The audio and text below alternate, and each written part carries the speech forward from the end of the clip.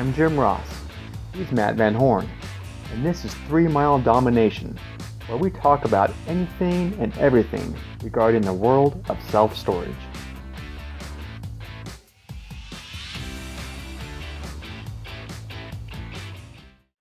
All right, Jim Ross here. I'm excited to bring you our featured guest today. We got Dale Schumann. What's going on, Dale? Oh, not much.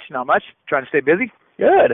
I've known Dale for quite a few years now. He manages a property in Las Vegas, so it's been there for quite a while. Kind of just give me a quick overview of how long you've been there and in the industry, and a little bit about yourself.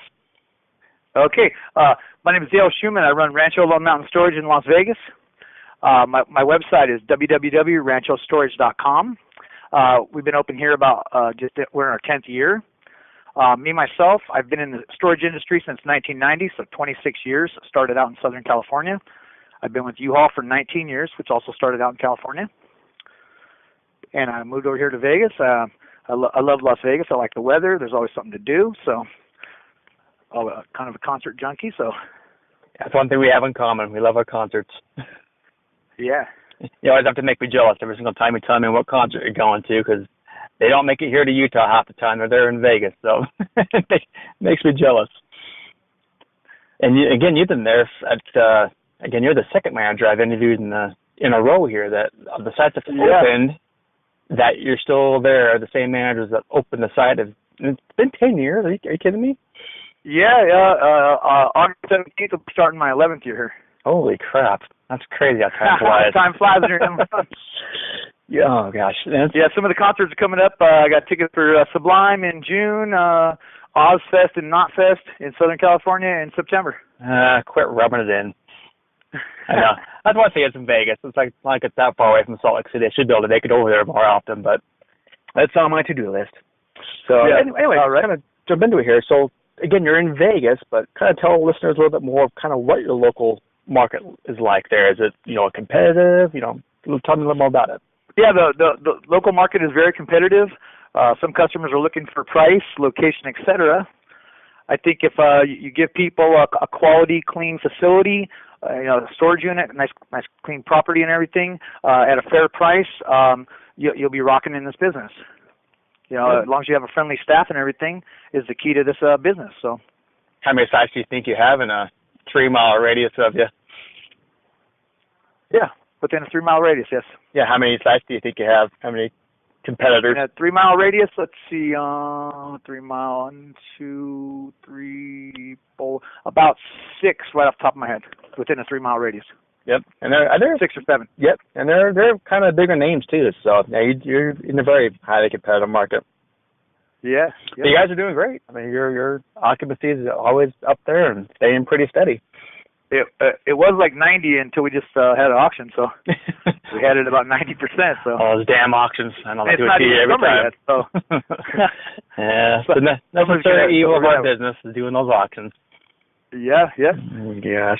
So anyway, I kind of want to jump into again. You've been around for forever. You probably have the most experience of any manager I'll probably ever interview in this podcast.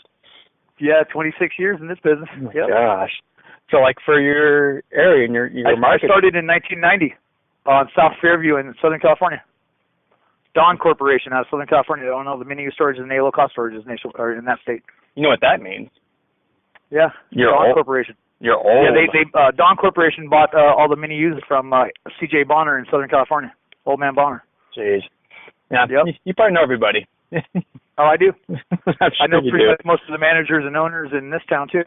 That just makes you old. I'm not old yet. So anyway, like for your in your area there, what do you think are like your top 3 sources that's driving customers to rent from you guys? First off, web because of our reviews. Perfect. Yeah. Drive-bys. And current and past customers, return customers and stuff. Really? Getting return customers. Yeah. That's great. That's our top 3, I would say. Perfect. People come in. Most people search on the web. They see how many. Not every single one. I think we've had a couple lower ones, but not anything below 3-star reviews. But most of them are 5-star reviews because of cleanliness and friendliness of staff. So we get quite a few rentals from the web. So. Oh, that's great. I mean, you got to have a decent website this day and age. So that's perfect. That's driving some rentals for you. And then again, your drive-by, I know your area there, you do have pretty good traffic count on that busy road. So that definitely helps as well. Yeah. Yep. But the fact that you're saying that you're getting repeat customers, and that just shows you that you guys are providing good service and you're having a good reaction from your customers. So I'm sure when they need storage again, they're probably not even bothering looking around at any other competitors. They're just calling or dropping by to you guys again.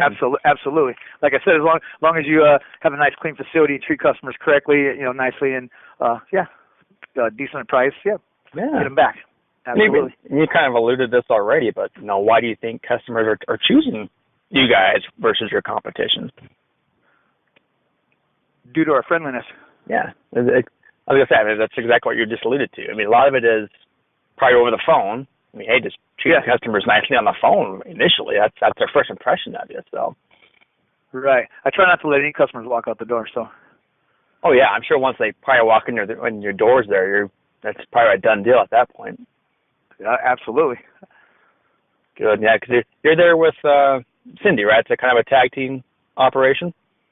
Absolutely. Yeah.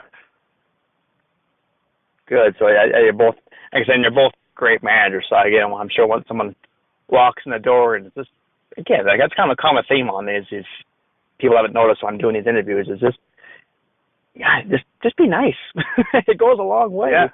Yeah. No, that's funny.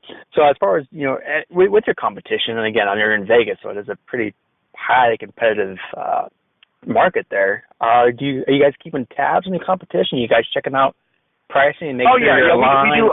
We check on competitors. Yeah, we check on competitors like every month, at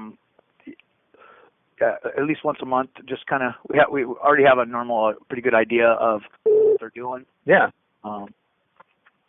And, it depends on what customer you're talking to. You might, they're not very nice, or they're slow, or just different stuff like that. But I try to keep tabs on them. For the most part, I'm not real concerned myself what they're doing, because I've worked for most of them around here. So.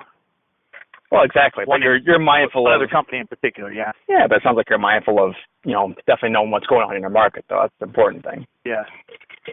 Good deal. Well, this is the main reason I wanted to get to you and talk to you today, because I know you being in Vegas and being around for for so many years, you got to have a crazy story or two. So you got to enlighten me. What's one of your crazy self-storage stories that you can share everybody with? Crazy storage in the storage industry. Okay, let's see. One of the craziest ones was probably, I came here in May of 2000. It was probably right there sometime after May of 2000, so in the year of 2000. One of the sister stores, not at my direct property, on the other side of town, but one of the sister stores. It was on the news. Her name, a lady, she paid on a storage for like a 3-year period on the other side, on the west side of town, and a smell started coming out of the unit. So the manager called the regional manager, and the regional manager went to the site, and they cut the lock off. Well, we have that right to check the unit and see what that smell is. All that's in there is a trash can and some books and stuff. The regional manager kicked the trash can. It was duct taped on, and out came all the liquid.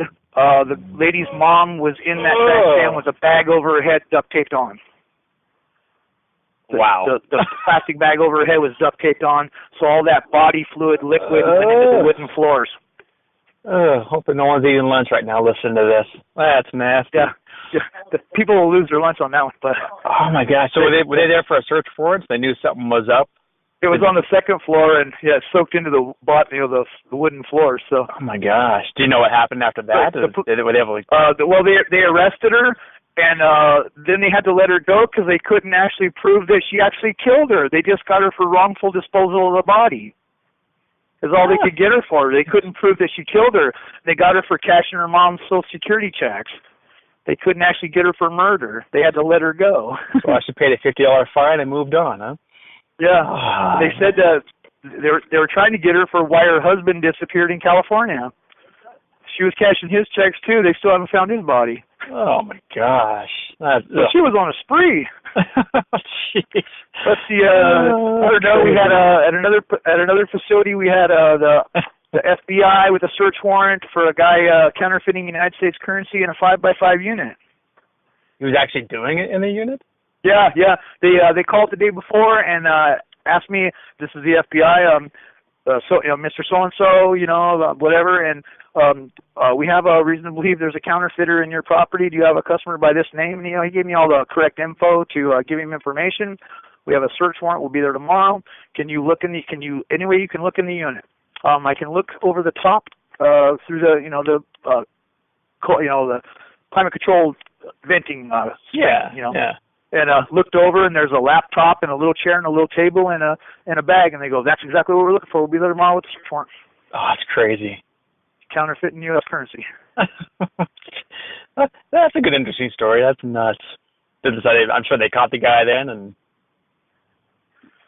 did you hear any more crazy stories would you like to hear? Oh, I know. Let's see. Here's a quick auction one for you. California, 2 major auction buyers. Ones that are capable to buy every unit at every storage. We're going to do a blind bid on this unit. Are you game? The other guy said, "Yeah, let's do this." Okay. Of course, a blind bid. The door does not get open. It went for $3,600. Behind the boxes that were in the front of the unit, 2 beautiful Harley Davidsons and a snap-on roll-around toolbox. 3,600 bones. Jeez. I don't know. A closed bid. I've never done a closed bid. I've never done a blind bid. I've always done the public auction. Yep. But blind bid. Okay, I got to one up you on this one then, because I had for an auction. It was my very first auction when I was a self-storage manager. Never done an auction before. The regional was there, of course, helping me out. Wasn't a sealed bid like that. It was an open bid, but of course, as you know, in the auction business, you can't go into the unit. And the unit sold for $50. Well, behind the boxes and under the blankets in the back corner that no one could see, same thing. It was a vintage Harley Davidson. I was inside in the office collecting money, and the guy that bought the unit came in the office, and he was just shaking, and literally tears were coming down his eyes. I thought, kind of like what you just described, I thought it was like a dead body or something there. I was like, well, what is going on? It kind of scared me. He's like, you got to come see this, and that's what it was. Yeah, oh my God! Vintage Harley Davidson. So we went through the lean process, and we were able to get it for him, and so he got it for $50. Oh my God! Yeah. It's never happened again. I've done how many auctions over the course of the years, and that was my very first one, and that was like the second unit I've ever sold. Oh my gosh, that's crazy. So we could do a whole podcast just on crazy stories. We should do that. But we only got so much time here, so let's go back to this real quick. Again, you've been around for so long, and do I want to put yourself in the shoes of someone that was coming into the storage industry, say it's like their first week as a storage manager? Do you have any words of advice for them? Any advice for them? Yeah. Advice from me is be hard. It's up to each individual owner in a way. Like some people don't have. Like if you have free reign at a place, that's a little different. That's all I'm trying to get at. If you have free reign, because collecting something instead of zero at a brand new facility is way better. You have all these empty units. You want to get something out of those. So it's up to the owner, of course, but try not to let anybody walk out the door. Try to get as much free reign as you can, especially a brand spanking new facility. Keep your facility as clean as possible.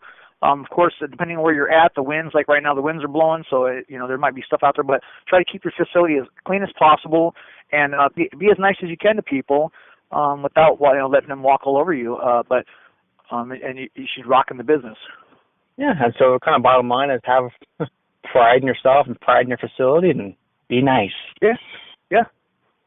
And I agree as far as when you're talking about don't let them walk out the door, especially if it's a brand new site. I mean, the vacant unit, you're not making any money off that. So, if you can agree with the owner of kind of what your bottom line is and not letting anybody walk, exactly. You can always raise the rents later. That's the beauty of self-storage. It is a month-to-month contract. But, just to get that ball rolling, get the momentum, and get some people coming in, you should be able to do everything you can. Once you get them in there, you can every so often you can increase them a little bit, and they'll still stay with you because it's as long as you don't do drastic increases right off the bat, you technically can raise them every month. But as long as you don't do a crazy increase, Yep. every 6 months or something. People, or if some people are on fixed incomes, so you got to kind of work with them. You don't have to, but you try to, especially if they've been with you a while. But just do what you can as far as understanding people's circumstances and stuff to a certain point. Yep. Being empathetic. Exactly. Well, good. Well, let's wrap this up. Again, Dale, thanks for taking the time and speaking with me Absolutely. today. I hope some of the listeners got some value out of it, and if nothing else, it was entertaining for the shock value of the self-storage stories. Absolutely. All right. Well, you take care. Go rent some music. All right. You take care, Jim. All right. See ya. Thank you. Have a good day. Bye. Go to 3miledomination.com/call to schedule your free 30-minute marketing tune-up call. I'll give you solid advice you can easily implement with or without us. Until next time.